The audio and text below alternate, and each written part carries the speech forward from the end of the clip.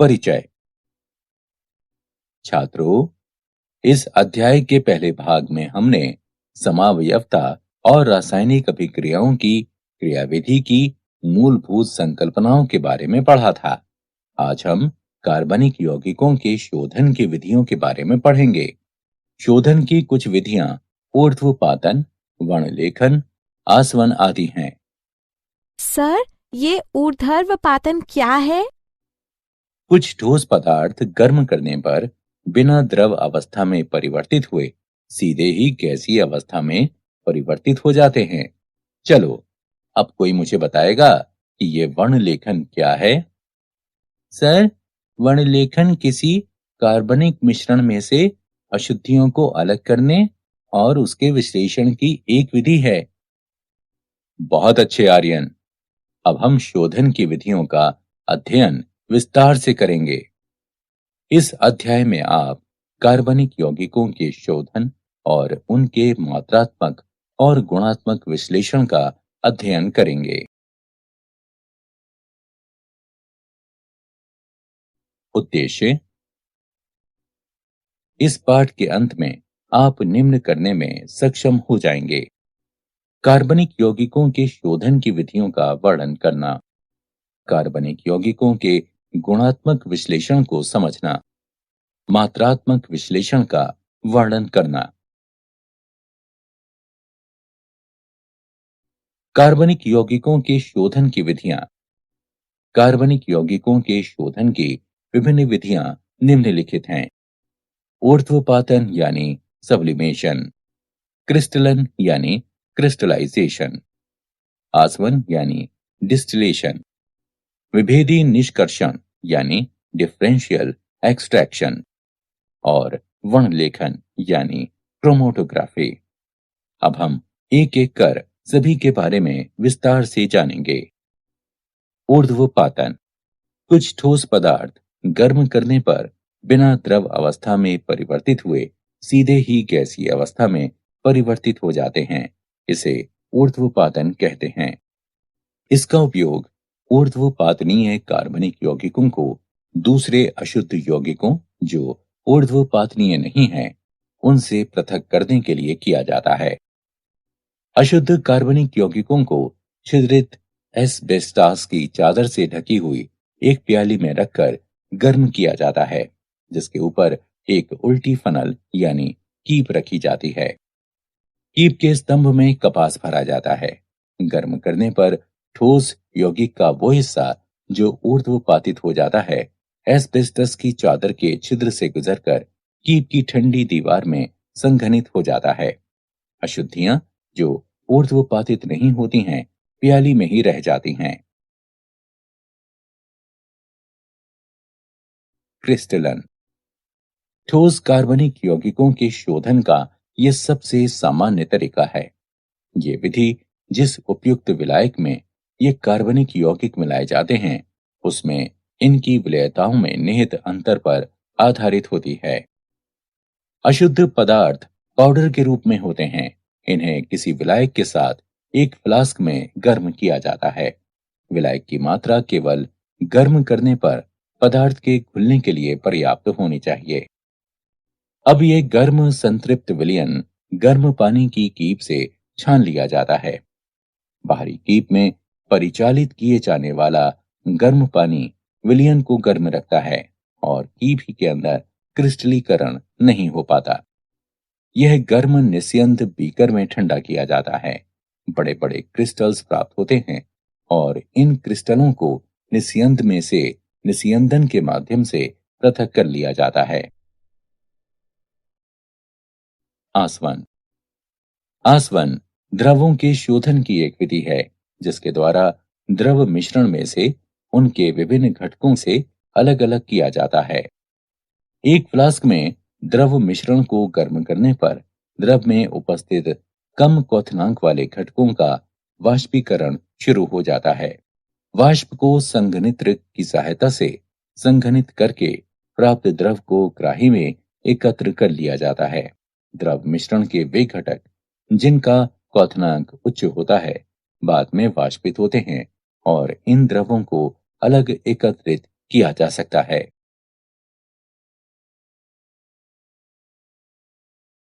प्रभाजी आसवन।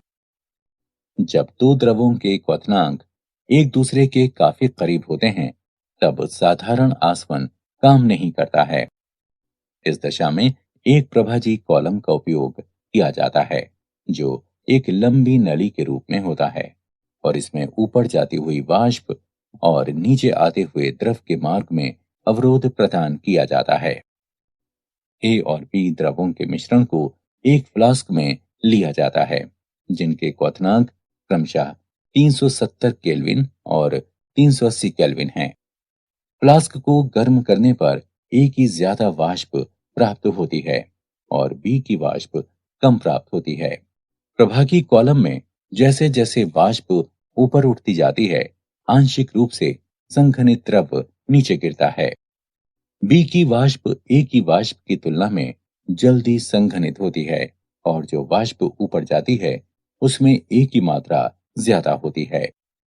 संघनित द्रव नीचे गिरता है और ऊपर उठती वाष्प से टकराकर पुनः ऊष्मा लेकर वाष्पित होता है, जिसमें बी के अणुओं की खपत होती है।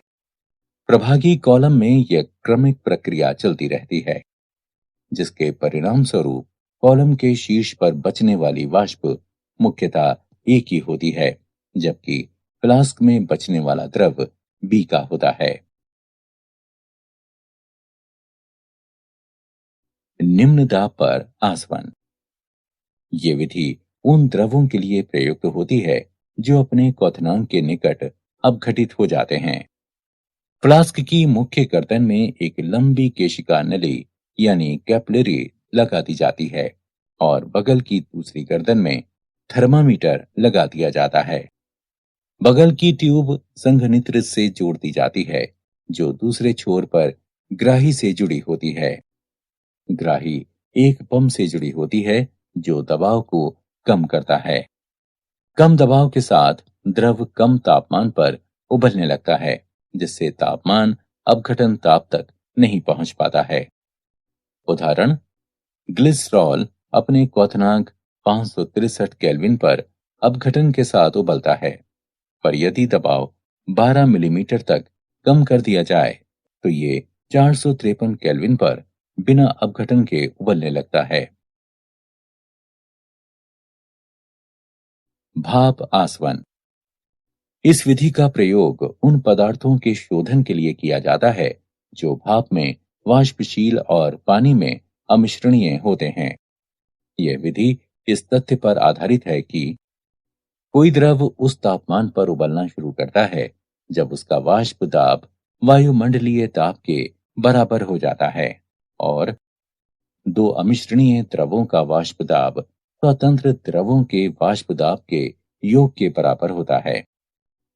अशुद्ध यौगिक में लगातार भाप प्रवाहित की जाती है, जो कि आस्वित करने के लिए आवश्यक है। भाप द्रव को गर्म करती है और जल को भी संघनित करती है। कुछ समय बाद जल और द्रव का मिश्रण उबलना शुरू कर देता है, क्योंकि मिश्रण का वाष्प दाब वायुमंडलीय दाब के बराबर हो जाता है। इस क्षण में तापमान पदार्थ के क्वथनांक या जल के क्वथनांक से कम होता है। द्रवों और पानी के इस मिश्रण को संघनित कर ग्राही में एकत्र कर लिया जाता है, जिसे आसानी से अलग अलग किया जा सकता है। विभेदी निष्कर्षण। जब कार्बनिक यौगिक किसी जलीय विलयन में उपस्थित होता है, तब उस कार्बनिक यौगिक को ऐसे विलायक का उपयोग करके निष्कर्षित किया जाता है जिसमें कार्बनिक यौगिक की विलेयता जल की अपेक्षा अधिक होती है और ये विलायक जल में अमिश्रणीय हो।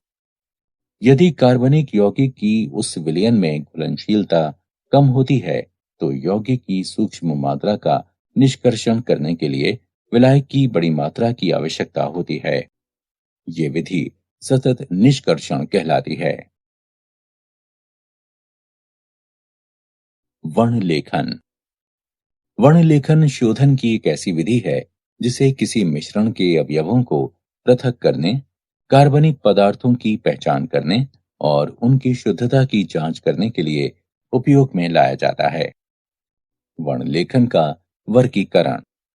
अधिशोषण वर्णलेखन, वितरण वर्णलेखन। अधिशोषण वर्णलेखन। अधिशोषण वर्णलेखन विभेदक अधिशोषण के सिद्धांत पर आधारित है, जिसके अनुसार विभिन्न यौगिक भिन्न अंशों में किसी विशिष्ट अधिशोषक जैसे ठोस सिलिका या एल्यूमिना जेल पर अधिशोषित होते हैं। विभेदी अधिशोषण के सिद्धांत पर आधारित दो प्रकार की वर्णलेखन तकनीकें निम्नलिखित हैं: कॉलम या स्तंभ वर्णलेखन और पतली परत वर्णलेखन। कॉलम वर्णलेखन। इस विधि के अंतर्गत विभिन्न घटकों के मिश्रण को जब स्टार्च या चारकोल जैसे अधिशोषक से भरे हुए कॉलम से होकर गुजारा जाता है, तब विभिन्न घटक आंशिक या पूर्ण रूप से अधिशोषक के द्वारा अधिशोषित हो जाते हैं और तब वे उपयुक्त विलायक, जिसे निक्षालक कहते हैं, उसकी मदद से अलग किए जा सकते हैं। पतली परत वर्णलेखन। इसमें एक अधिशोषक की पतली परत को किसी उपयुक्त आधार पर फैलाया जाता है, जैसे कांच की प्लेट। ये कांच की प्लेट पतली परत वर्णलेखन प्लेट या क्रोमोप्लेट कहलाती है। यौगिकों के मिश्रण का जिससे अवयवों को पृथक करना है, एक छोटा सा बिंदु टीएलसी प्लेट के एक छोर पर लगा दिया जाता है। अब प्लेट को कुछ ऊंचाई तक विलायक से भरे हुए बंद जार में डुबो दिया जाता है। जैसे जैसे विलायक ग्लास की प्लेट में आगे बढ़ता है, मिश्रण के अवयव भी अपने अधिशोषण की तीव्रता के आधार पर प्लेट पर ऊपर की तरफ चढ़ने लगते हैं। गति में भिन्नता के कारण वे पृथक हो जाते हैं। मिश्रण के हर यौगिक के सापेक्ष अधिशोषण को मंदन गुणक आरएफ मान के द्वारा प्रदर्शित किया जाता है। इसे निम्न प्रकार से निकाला जा सकता है: आरएफ बराबर आधार रेखा से यौगिक के बढ़ने की दूरी x बटे आधार रेखा से विलायक की आगे तक की दूरी y। वितरण वर्णलेखन।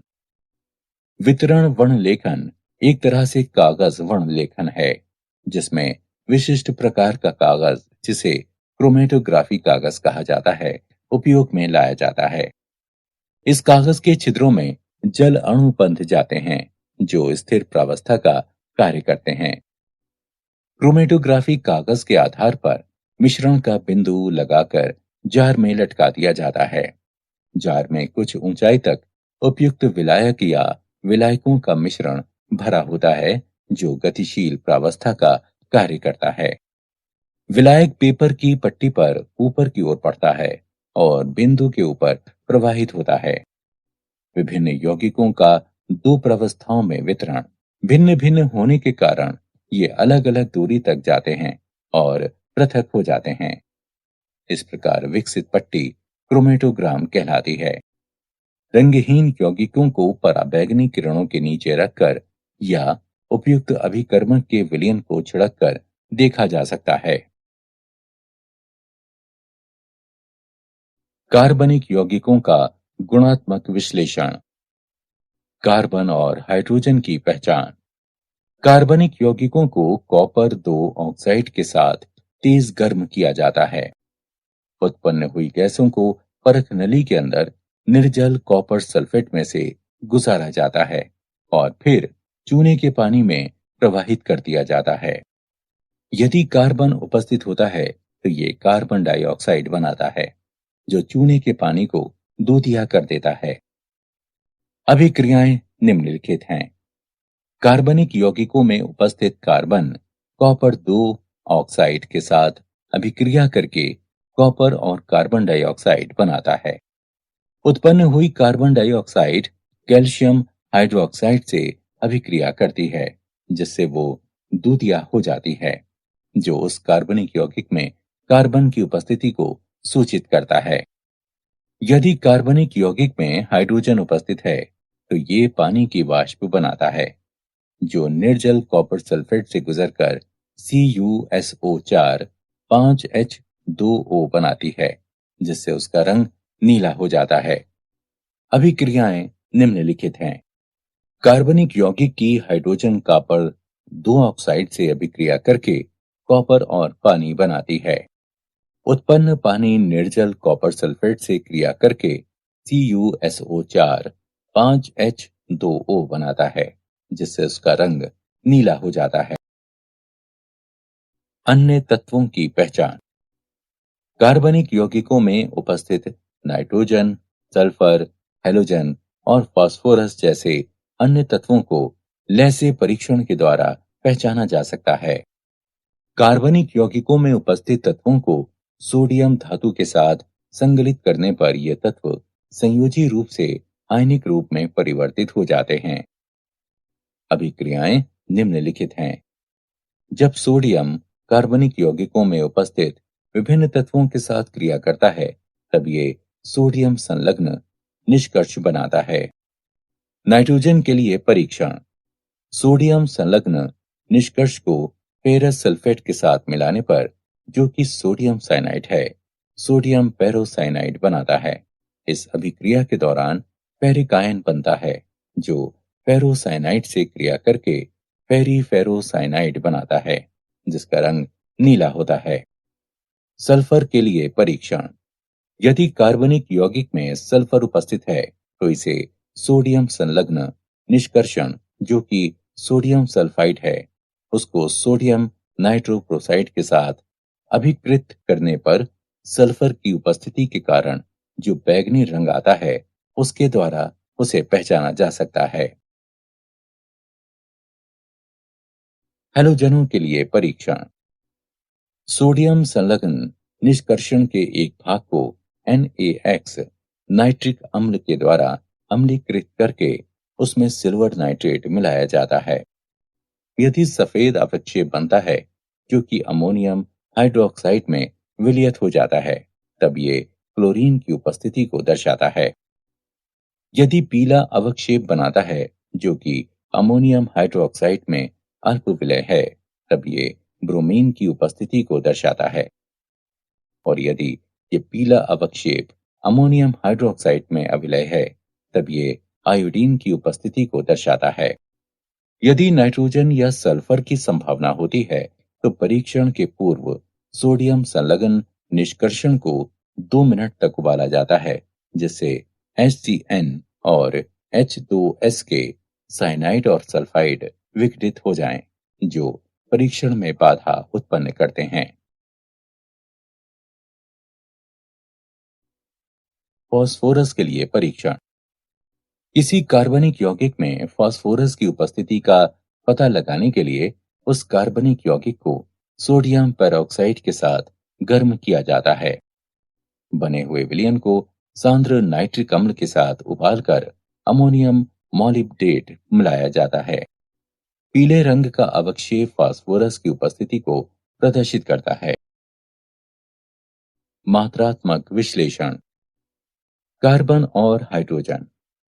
कार्बनिक यौगिकों के एक नमूने को शुष्क शुद्ध ऑक्सीजन की भाप में कॉपर 2 ऑक्साइड की उपस्थिति में 700 डिग्री सेल्सियस पर गर्म किया जाता है।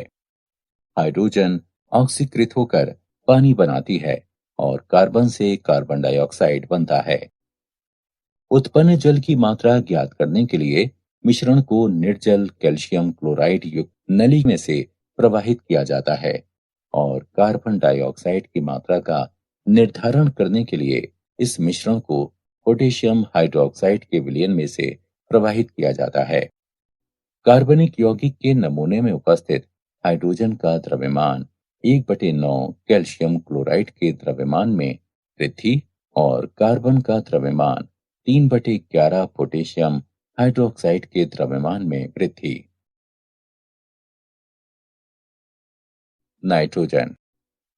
नाइट्रोजन के आकलन की 2 विधियां हैं, ड्यूमा विधि और केल्डॉल विधि।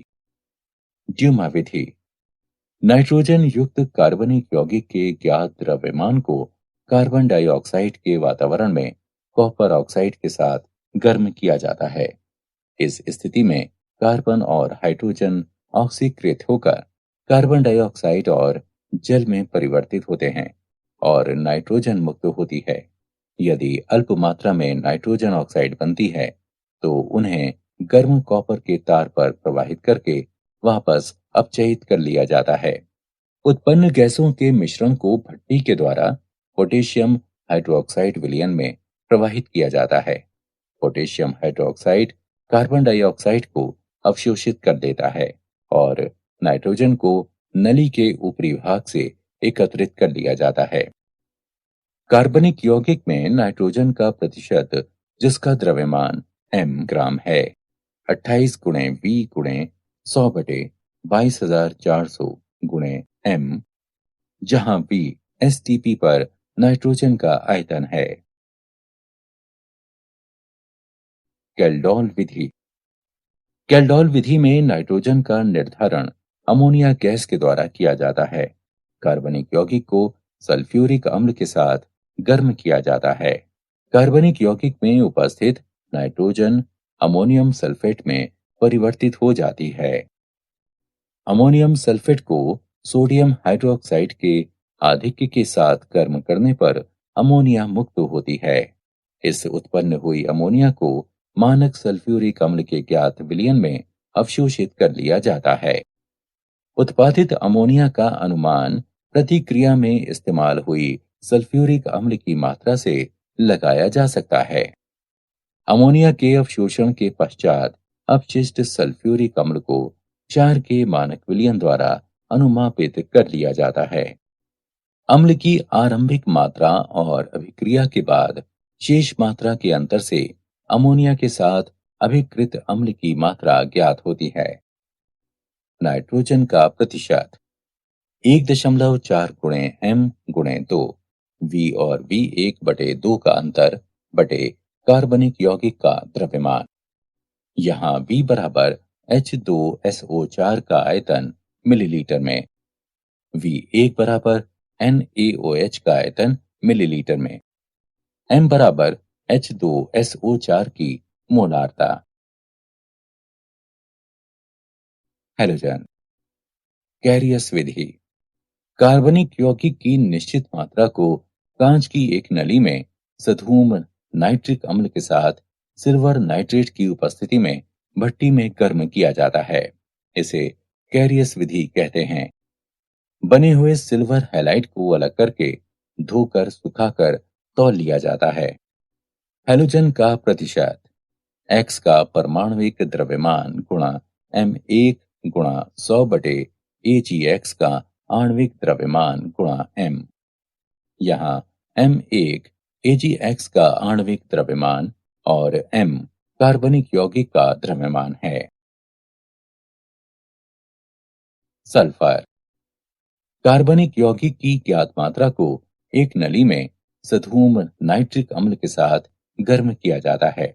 सल्फर सल्फ्यूरिक अम्ल में परिवर्तित हो जाता है। प्राप्त सल्फ्यूरिक अम्ल को बेरियम क्लोराइड मिलाकर बेरियम सल्फेट के रूप में अवक्षेपित कर लिया जाता है। अवक्षेप को छानकर धोकर सुखाकर तौल लिया जाता है। सल्फर का प्रतिशत 32 गुणा m1 गुणा 100 बटे 233 गुणा m। यहाँ m1 बने हुए बेरियम सल्फेट का द्रव्यमान है और m कार्बनिक यौगिक का द्रव्यमान है। फास्फोरस। फास्फोरस युक्त कार्बनिक यौगिक की ज्ञात मात्रा को सधूम नाइट्रिक अम्ल के साथ गर्म करने पर उसमें उपस्थित फास्फोरस फास्फोरिक अम्ल में ऑक्सीकृत हो जाता है। इसे अमोनिया और अमोनियम मॉलिब्डेट मिलाकर अमोनियम फॉस्फेटो मॉलिब्डेट के रूप में अवक्षेपित किया जाता है। फास्फोरस का प्रतिशत 31 गुणा m1 गुणा 100 बटे 1877 गुणा m। यहाँ m1 अमोनियम फॉस्फेटो मॉलिब्डेट का द्रव्यमान है और m कार्बनिक यौगिक का द्रव्यमान है। ऑक्सीजन। किसी कार्बनिक यौगिकों में ऑक्सीजन का प्रतिशत भिन्नता की विधि से ज्ञात किया जा सकता है। कार्बनिक यौगिक में ऑक्सीजन की प्रतिशतता की गणना उसमें उपस्थित अन्य तत्वों की प्रतिशतताओं के योग को 100 में से घटाकर निकाली जाती है। कार्बनिक यौगिकों की एक निश्चित मात्रा को नाइट्रोजन गैस के प्रवाह में गर्म किया जाता है। उत्पन्न हुई गैसों के मिश्रण को रक्त तप्तकोप पर प्रवाहित करने पर ऑक्सीजन गैस कार्बन मोनोऑक्साइड में परिवर्तित हो जाती है। अब इस गैसीय मिश्रण को आयोडीन पेंटॉक्साइड मिलाने पर carbon monoxide gas carbon dioxide में ऑक्सीकृत हो जाती है। अभिक्रियाओं के अनुसार ऑक्सीजन का प्रतिशत निम्न प्रकार से प्राप्त किया जा सकता है: 16 गुणा कार्बन डाइऑक्साइड का द्रव्यमान बटे 44 गुणा कार्बनिक यौगिक गुणा 100। क्या आप जानते हैं कार्बन सभी सजीवों में पाया जाता है? कार्बन एक अधातु है। ये अपने आप के साथ और कई अन्य रासायनिक तत्वों के साथ आपंत बना सकता है और लगभग 10 लाख यौगिकों का गठन कर सकता है। सारांश। आइए हमने जो कुछ सीखा है उसे संक्षेप में दोहराएं।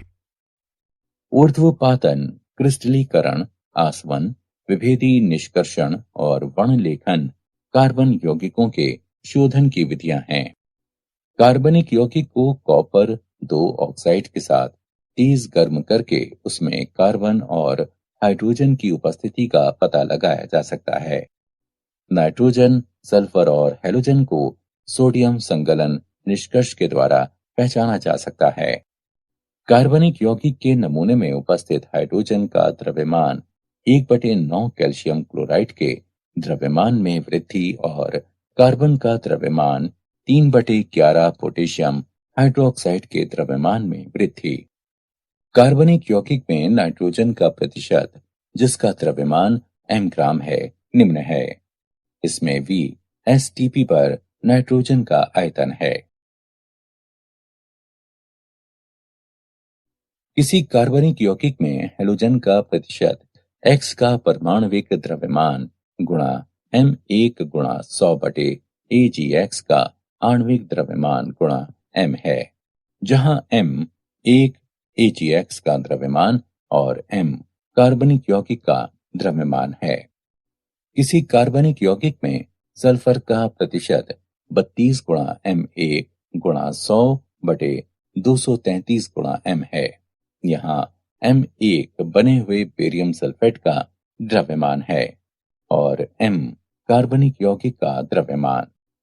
किसी कार्बनिक यौगिक में फास्फोरस का प्रतिशत 31 गुणा M1 गुणा 100 बटे 1877 गुणा M है, जहां M1 अमोनियम फॉस्फेटोमोलिब्डेट का द्रव्यमान है और M कार्बनिक यौगिक का द्रव्यमान है।